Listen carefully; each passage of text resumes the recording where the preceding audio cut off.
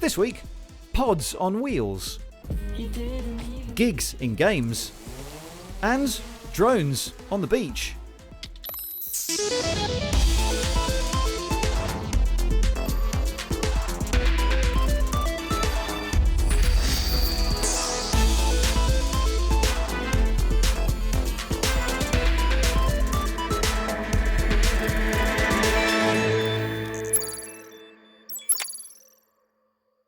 Hey, welcome to Click and welcome to my new office. It's a bit small, but it does have one advantage, and that's that it can be absolutely anywhere. Hiya, fancy seeing you here. Hello, nice pod. Are you avoiding me in there?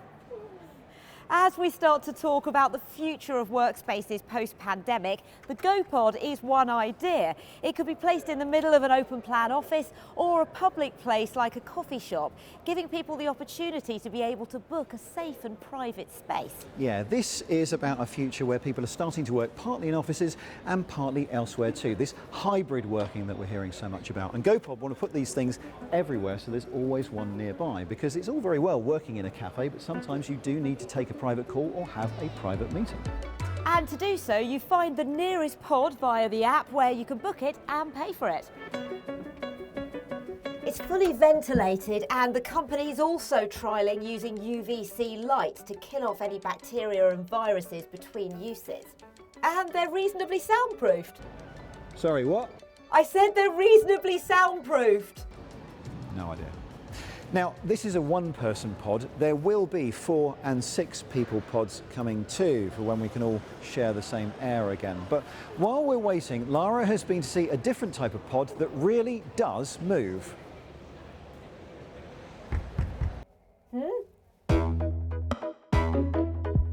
Many people who've taken a break from using public transport may feel a bit intimidated about returning to it. So I've come to take a look at the making of what's being called a post-pandemic vehicle. This concept pod would sit somewhere between a bus and a taxi, both in size and cost, and could be booked, summoned and paid for via your smartphone. It'd be well ventilated, clearly labelled when safe to use, and moving screens would provide customisable sized carriages. One could imagine being downstairs on a bus or on a train, that the carriage could be configurable.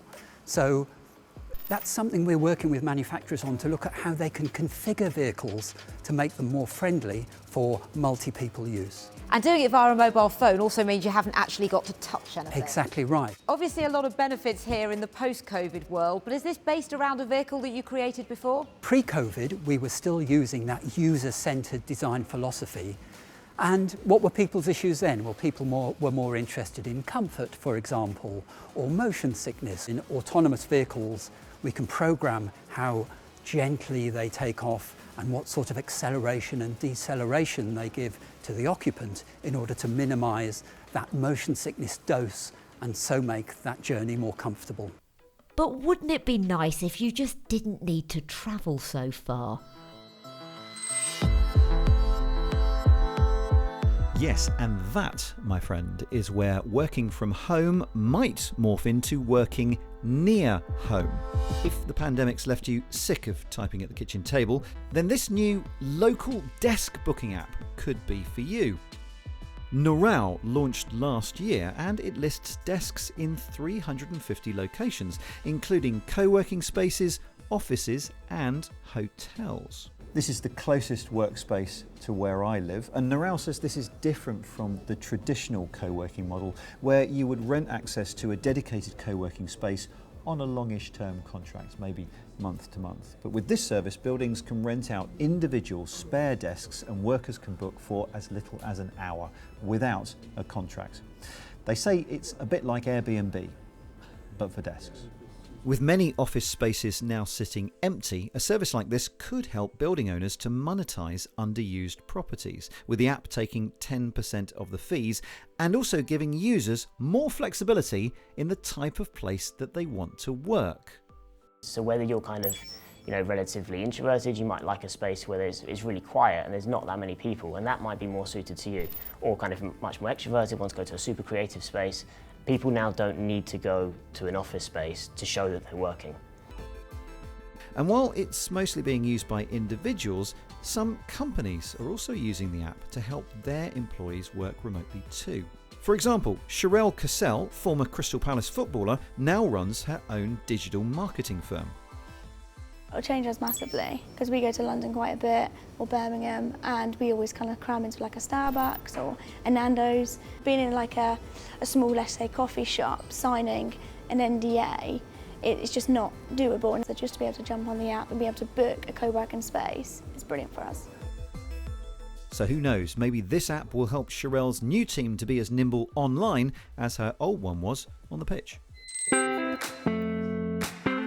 Meanwhile, I don't normally mind getting my hands dirty at work, but these days it's all about keeping them clean. Well, we're all pretty used to being greeted by hand sanitizer anywhere we go these days. Your work pass would have an RFID tag in it, which sets off an alert if you walk straight past this. So a discreet text message will arrive on your phone, reminding you to go back again and clean your hands. There we go, job done. Just don't have your ringtone set too loud. Imagine the shame. Pre-pandemic, Savortex had focused on smart hand dryers that counted how many people used them compared to how many passed by. Some maybe just didn't dry their hands, but many didn't wash them. Yuck. And then COVID struck. However the future of our workplaces may play out, one thing can be fairly sure, and that's that they're changing. Pardon? We know what's happening outside.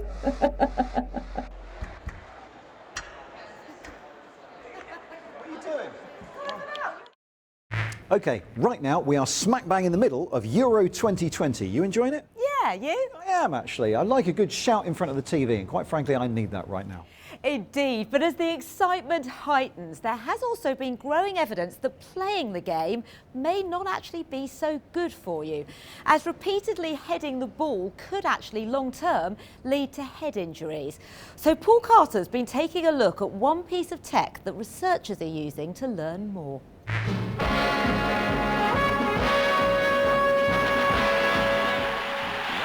West German attack had bite and purpose. On they came again. Concussion is a growing concern in professional sport, but it's not always as obvious as being knocked out cold. It's the equaliser! There's also growing concern about the potential for much longer-term damage. Football is a sport increasingly coming under scrutiny in this area. A recent paper by Glasgow University found that ex-footballers are 3.5 times more likely to die of dementia, potentially caused by heading the ball. It's due to what's called subconcussive head impacts. Lower impact hits, but frequently repeated, can have a residual effect.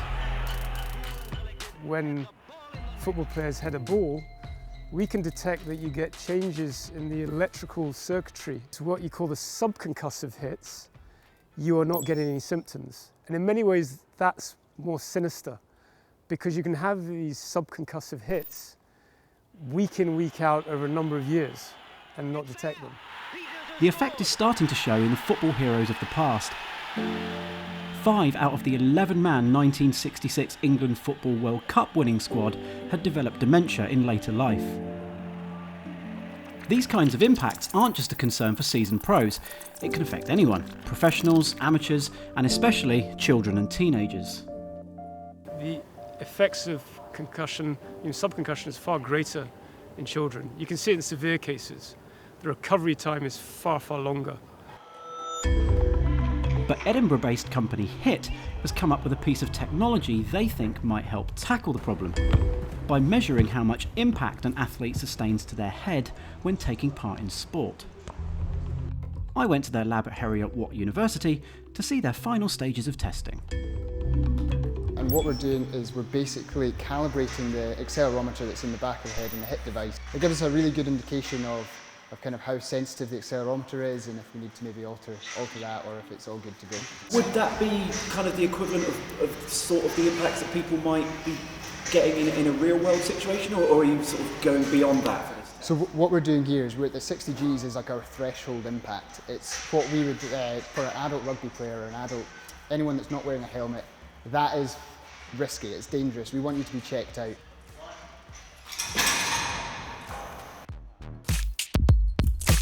For this one, what you're seeing is that movement down, the bang of the head, similar to if you were to get whiplash, hit your head off the ground. Godspeed, Mr. Head.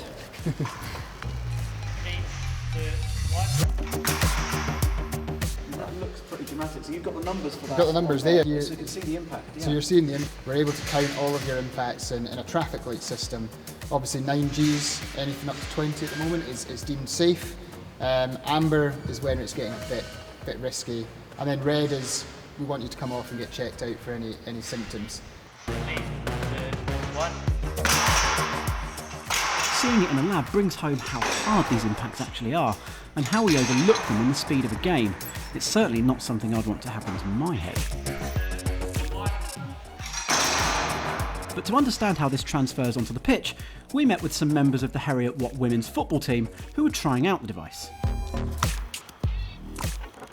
So there we go, so it picked up that first header. So there was a 10G there once, so it's gone up now, so that's the new highest one as we're watching. But that's still sort of within safe Within the boundaries. safe range. Yeah, of course, it's the accumulation. We're seeing research at the moment that's suggesting 20 headers of 15 Gs is showing a change in brain that would take 24 hours to recover from your baseline. When we go outside to play sport, how often do we think about the hidden costs to our heads? It's particularly easy to see how this technology could be used with children to really understand the impact young heads are taking playing games at school. Being able to see the hits that we are sustaining when playing sport may well help us consider how much we are putting our brains through. I really do think that real-time sensors is the way to go. We can act quickly, we can quantify concussion better, subconcussion better, and take action to prevent early onset dementia. But then, all of this does raise the question, should we really be using our heads at all?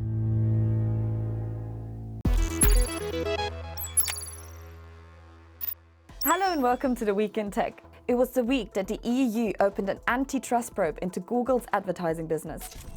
And dating app Bumble closed its offices and gave staff a week's paid vacation to combat workplace stress. The autonomous Mayflower ship has returned to the UK after an attempt to sail the Atlantic without humans on board. IBM said that it suffered mechanical issues and would attempt the voyage again once repairs are completed. Facebook announced it would start testing virtual reality adverts in its Oculus Quest apps, but the one developer who publicly signed up, Resolution Games, has cancelled their involvement after a backlash from players. And finally, there's now an intelligent carpet that can track your movements. Researchers from MIT's Computer Science and AI Laboratory have created a new tactile sensing carpet which can estimate human poses. The intelligent rug has over 9,000 sensors, converting a person's pressure into electrical signals and outputting a 3D human model. It's a step towards improving workouts, smart homes, and gaming. Aladdin's magic carpet may have a competitor. Now, you may remember that last year I watched rapper Travis Scott perform his astronomical concert inside the video game Fortnite. And it turns out that over 5 gigs, so did 27 million other fans. Try getting them into Wembley Stadium. Now, after its success, talk has turned to whether the future of pop concerts is in gaming. Well, Mark Chislak's been to the latest Fortnite concert, this time from R&B superstars Easy Life.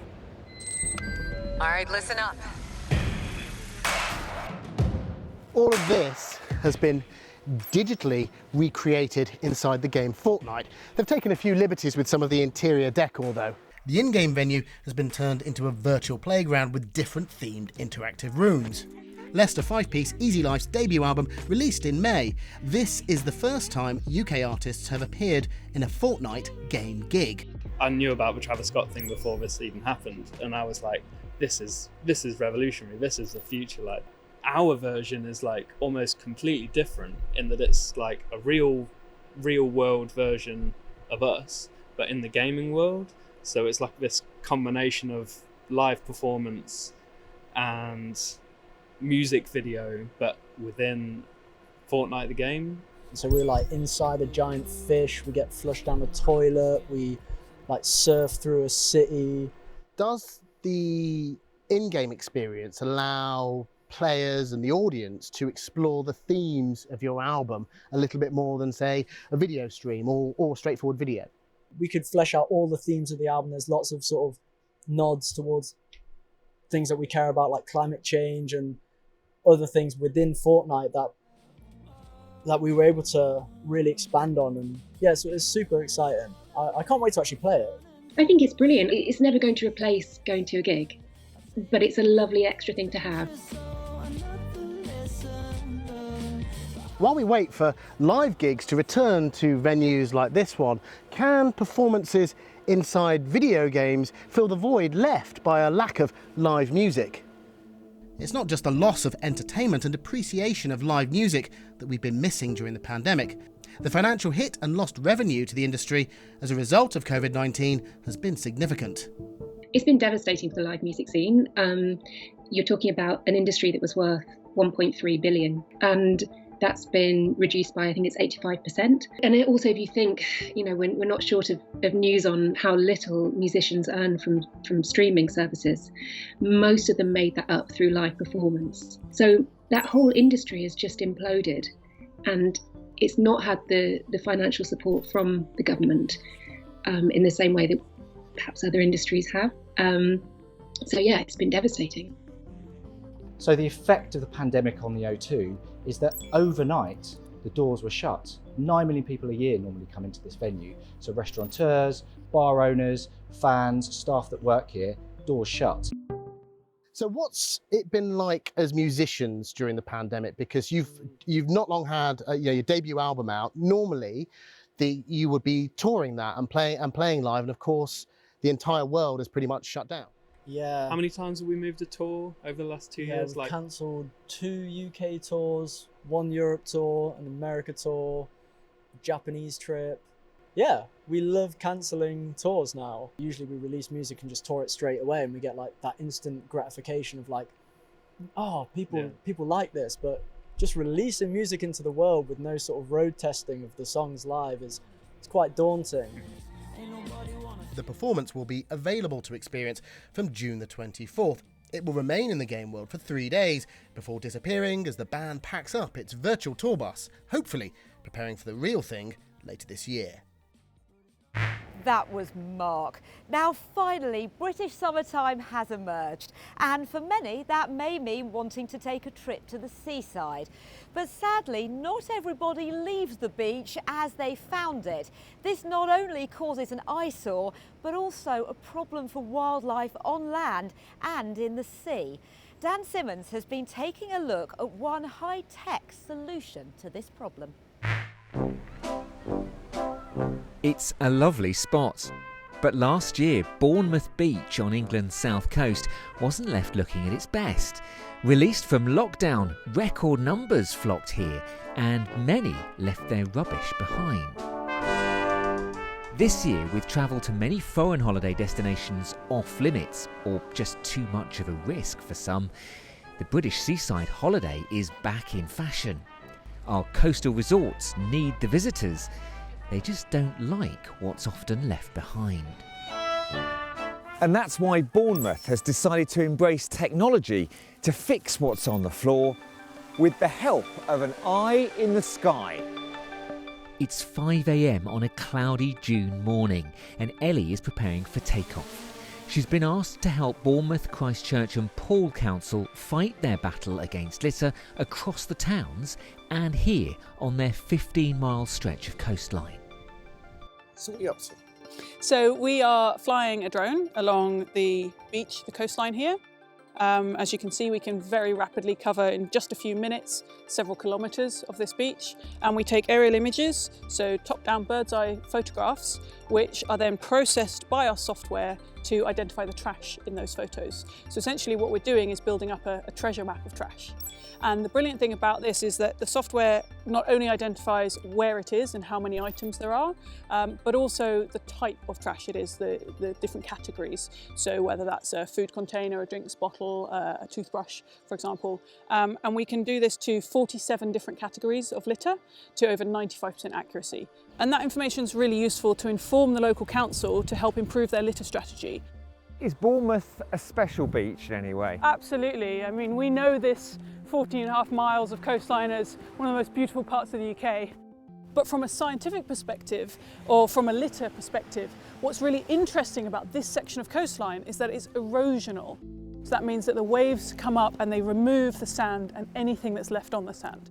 Anything that the tourists bring and leave here, any users of the beach, any litter that's left behind, has the potential to be washed into the ocean, where it can cause thousands of years' worth of damage. So it's not only the local area that people are potentially littering, but the rest of the world as well. Ellipsis Earth has form. It's already deployed the technology in Italian tourist hotspot Sorrento, where changes led to a 45% drop in littering. They've also done projects on the River Ganges in India and the Galapagos Islands in the Pacific Ocean. If Ellie's scheme is as successful here as it was in Italy, there'll be one group of people who'll be only too pleased to be out of a job. The Dorset Devils are a group of more than 700 litter-picking volunteers. Since 2013, they've been patrolling this beach and further inland. It's horrendous, absolutely terrible. And the pandemic, of course, has made it massively worse with much more litter. And I'm dreading it this year, I must say. Lots of bottles, cans, cigarette ends. They're the bane of my life, cigarette ends, I hate it. Anyone can join the team, and this younger devil can definitely see the positive side. You get to help the environment and it's sort of fun. What Ellie's project brings to the party is a more scientific approach to what's going wrong and some fresh ideas as to how to tackle it. So this data is really useful because it's got so much detail. We can see that cigarette butts are congregating and collecting at the rear of the beach in areas that we might suggest putting new ashtrays in. With the sort of Friday night, Saturday night, the party-goer crowd have things like disco bins, which are very fun intervention. They glow up, they play a song and they shine disco lights all over the floor so people can have a bit of a bin boogie. So that's a completely different intervention to targeting the families with things like toy libraries, so that families who have bought buckets and spades for the day, they don't want to take them home, they shouldn't be leaving them on the beach. They could bring them to a kind of community deposit area where people could share those items. Then we can also look at more longer term strategy that might need a bit of planning, something like banning plastics on the beach entirely. Being able to switch all of your ice cream spoons, plastic spoons, for wooden ones would have a very, very instant reduction and impact. 3 weeks later, and Click was back in the city to film these swanky new bins that have already been installed as part of the review. Smokers are voting with their butts, beachgoers are discoing as they dump. But many of Ellie's 50 recommendations for change will take several months, and that's only if the council decides to follow Italy's lead. That was Dan having an absolutely rubbish time on the beach, do you see? Anyway, that's it for this week. As ever, you can keep up with the team on social media. Find us on YouTube, Instagram, Facebook and Twitter at BBC Click. Thanks for watching. We'll see you soon. Bye-bye.